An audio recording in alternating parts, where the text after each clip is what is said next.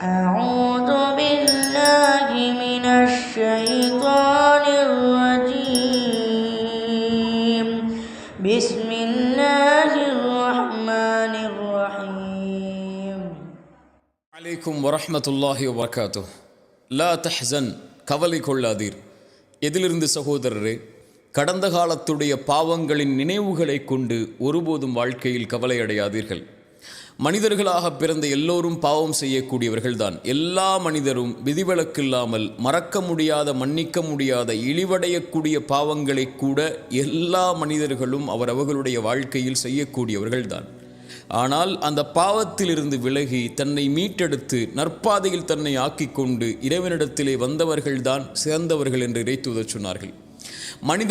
மனிதர்களில் சிலர் நல்லவர்களுடைய பாதையை பாவத்திலிருந்து மீண்டு தேர்ந்தெடுத்ததற்கு பிறகு என்றாவது ஒரு நாள் நான் இப்படியெல்லாம் பாவம் செய்தேனே, குற்றம் செய்தேனே, அநீதம் செய்தேனே, இறைவனிடத்திலே நான் இப்படி குற்றவாளியாக இருந்தேனே, இப்போது நல்லவர்களாக நான் வாழ்ந்தால் மட்டும் என்ன ஆகப் போகிறது என்ற கவலை அடைந்தாலோ, அல்லது அவன் செய்த பாவத்தை குறித்து மனிதர்களில் சிலரோ அல்லது பலரோ அவனை கை நீட்டி நீ இப்படி பாவம் செய்தவன், அநீதம் செய்தவன், குற்றம் செய்தவன், உனக்கெல்லாம் இறைவனுடைய பாதையில் இருப்பதற்கோ இப்படி நல்லவர்களுடைய பாதையில் தேர்ந்தெடுத்து வாழ்வதற்கோ என்ன தகுதி உண்டு என்று அவனுடைய உள்ளத்தை உடைக்கும் போதோ அவன் கவலை அடைந்து தன் வாழ்வு இனிமேல் நற்பாதையில் எதற்கு என்ற சிந்தனையில் ஆக்கிக் கொள்கிறான்.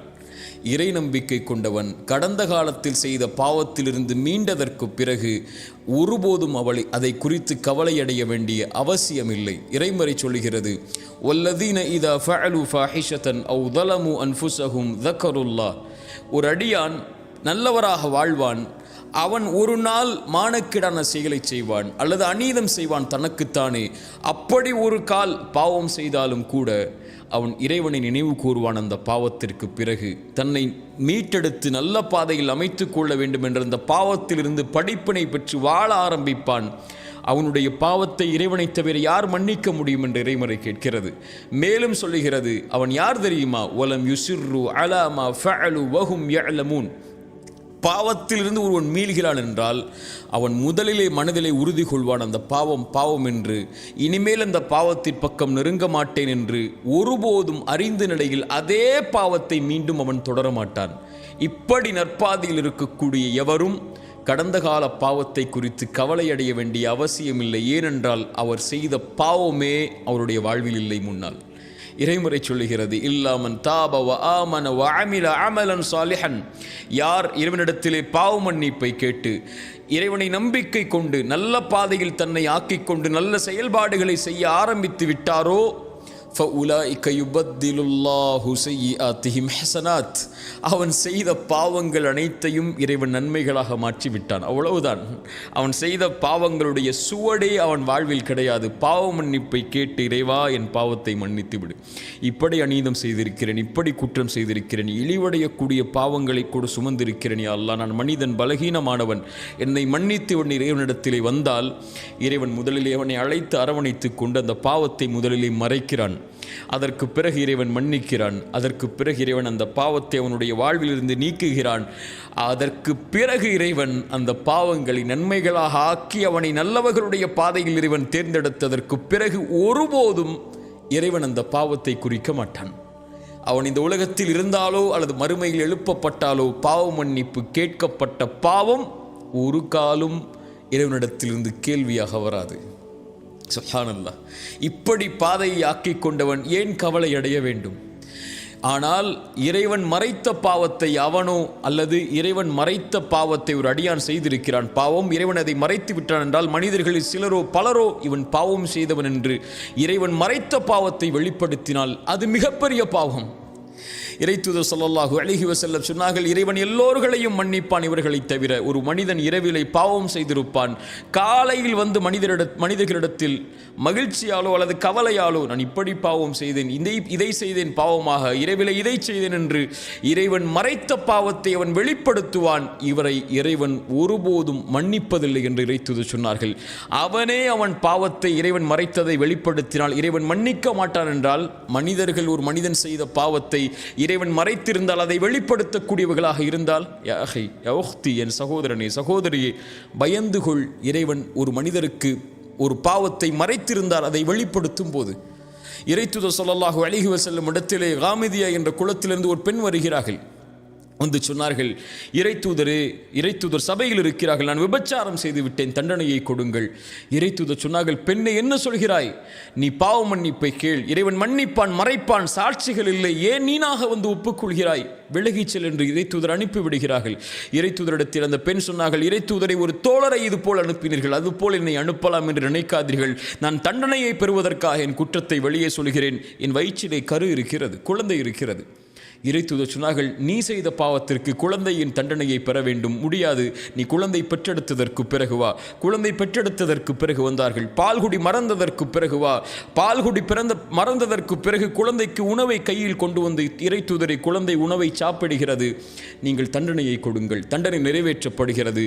கல்லால் எறிந்து கொலை செய்ய வேண்டும், விபச்சாரம் செய்திருந்தால் திருமணத்திற்கு பிறகு அந்த தண்டனை கொடுக்கப்படும் போது அந்த பெண்ணுடைய இரத்தம் ஒரு தோழருடைய கையில் படுகிறது. அந்த தோழர் சீ என்றார்கள், ஒரு விபச்சாரியின் இரத்தம் என்றார்கள். தொழுகை நடத்தினார்கள் பாவ மன்னிப்புக்காக. இறைத்தூதர் அந்த நேரத்தில் உமர் வந்து இறைத்தூதரை பிடித்து சொன்னார்கள், இறைத்தூதரை, ஒரு விபச்சாரிக்கு தொழுகை நடத்துகிறீர்களா? மனிதர்கள் எல்லோரும் அந்த பெண்ணுடைய பாவத்தை பார்த்தார்கள். இறைத்தூதர் பார்த்தார்கள் அந்த பெண்ணுடைய பாவ மன்னிப்பை. சொன்னார்கள், இந்த பெண் செய்த பாவ மன்னிப்பை மதீனாவில் உள்ள 70 பேருக்கு பங்கு வைத்தாலும் ஈடாகாது. அவர்கள் எல்லோரும் பார்த்ததை, அந்த பெண் செய்த பாவத்தை. இறைத்தூதர் பார்த்தது அந்த பெண் இறைவனிடத்திலே செய்த பாவ மன்னிப்பை. நமக்கு தெரியாத ஒரு பாவம் செய்திருக்கலாம். அவர் அந்த பாவத்திற்காக இறைவனிடத்திலே சிந்திய கண்ணீர்கள் துணை, கரமேந்திய வார்த்தைகள் துணை, இறைவன் அவரை மன்னித்து அவனை அங்கீகரித்திருந்தால், இறைவன் மறைத்த பாவத்தை அவர் வெளிப்படுத்தினால் இவ்வளவு பெரிய குற்றம் அது. அதை கொண்டு அவருடைய உள்ளத்தை உடைத்தால், நீ பாவம் செய்தாயே என்று அவரை கவலையுடைய செய்தால், எல்லா மனிதர்களும் பாவம் செய்யக்கூடியவர்கள் தான். பாவங்கள் தான் அவர்களை மேம்படுத்தும் அவர்களுடைய பாதைகள். அதை திருத்திக் கொண்டு தன்னை முன்னேற்றுபவன் தான் சிறந்த மனிதனாக மாறுவான். அவரை பார்த்து இறைவன் உன்னை மன்னிக்க மாட்டான் இந்த பாவத்திற்கு என்று சொன்னால். இறைத்தூதர் ஸல்லல்லாஹு அலைஹி வஸல்லம் சொன்னார்கள், 2 மனிதர்கள் உண்டு, அதில் ஒருவர் நல்லவராக இருந்தார், ஒருவர் பாவியாக இருந்தார். நல்லவர் பாவியை பார்த்து குறைத்துக்கொள் பாவத்தை என்று சொன்னார். அவர் ஒரு காலத்தில் கோபப்பட்டு சொன்னார், நீ என்னை பார்த்து எப்போது பார்த்தாலும் அறிவுரை செய்து கொண்டே இருக்கிறாய், என்னையும் என் பாவத்தையும் விடு, நீ என்ன இறைவனிடத்திலிருந்து அனுப்பப்பட்ட பாதுகாவலனா என்று சொன்னார். அந்த நல்லவர் கோபப்பட்டு, நான் உனக்கு அறிவுரை சொல்கிறேன், என்னை பார்த்தே நீ எதிர்த்து பேசுகிறாய், இறைவன் உன்னை மன்னிக்கவே மாட்டான் என்று சொல்லிவிடுகிறார். இந்த இருவரையும் மரணத்திற்கு பிறகு இறைவன் ஒன்று கூட்டுகிறான். நல்லவரை பார்த்து சொன்னான், நீ எப்படி என் உரிமையில் கை வைக்க முடியும்? நான் இவரை மன்னிக்க மாட்டேன் என்ற உறுதியை நீ எப்படி கொடுக்க முடியும்? நீ நரகத்திலே செல். அந்த பாவியை அழைத்து சொன்னான், நீ கவலை கொள்ளாதே, என் கருணையால் உன்னை மன்னிக்கிறேன், செல் என்றான். நம்முடைய பார்வையில் பாவியாக தெரிபவர்கள் இறைவனுடைய பார்வையில் யார் என்று நமக்கு தெரியாது. என் அடியார், என் தோழனை, என்னுடைய சகோதரியே, நீ ஒரு பாதையில் இருந்து மீண்டு நற்பாதையில் அமைத்ததற்கு பிறகு ஒருபோதும் இந்த மனிதர்களை குறித்து கவலை அடையாதீர்கள். இறைவன் உன்னை பார்க்கக்கூடிய பார்வை சுத்தமான பார்வையாக மாறியதற்கு பிறகு உலகமே உன்னை தவறான பார்வையில் பார்த்தாலும் அதை குறித்து கவலை அடையாமல் நல்ல பாதையில் உங்களுடைய சிந்தனைகளை வைத்துக்கொண்டு, தவறிலிருந்து பெற்ற பாடத்தை பெற்றுக்கொண்டு, சிறந்த மனிதர்களுடைய பாதையில் உங்களை ஆக்கிக்கொண்டு, உங்களுடைய மரணம் வரை அதில் தொடர்ச்சியாக இருந்து கொண்டே இருங்கள். ஒருபோதும் கடந்த காலத்துடைய பாவங்கள் உங்களை கவலையடைய செய்ய வேண்டாம். அதற்கு அவசியமில்லை. வாழப்போகின்ற வாழ்க்கை கொஞ்ச காலம். இந்த உலகத்தில் நீங்கள் மரணித்ததற்கு பிறகு இந்த மனிதர்கள் மறந்து விடுவார்கள். 100 ஆண்டுகளுக்கு பிறகு நீங்கள் வாழ்ந்த அடையாளமே இருக்காது. 200 ஆண்டுகளுக்கு பிறகு நீங்கள் வாழ்ந்த சரித்திரமே இருக்காது. இப்படி உலகமே உங்களை மறந்துவிடும் போது நீங்கள் ஏன் கடந்த கால பாவத்தை நினைத்து எதிர்காலத்தை அழித்துக் கொண்டிருக்கிறீர்கள்? அப்படி மனிதர்கள் உங்களுடைய பாவத்தை நினைவு கூர்ந்து கொண்டே இருந்தால், அவர்களுடைய வார்த்தை உங்களை கவலையடைய செய்ய வேண்டாம். இறைவன் அறிந்தவன் மறைப்பதையும் வெளிப்படுத்துவதையும். மனிதர்களுடைய வார்த்தையால் இறைத்தூதரை உங்களுடைய உள்ளம் நெருக்கமாக இருப்பதை நான் அறிகிறேன். என்னிடத்திலே வந்து விடுங்கள்.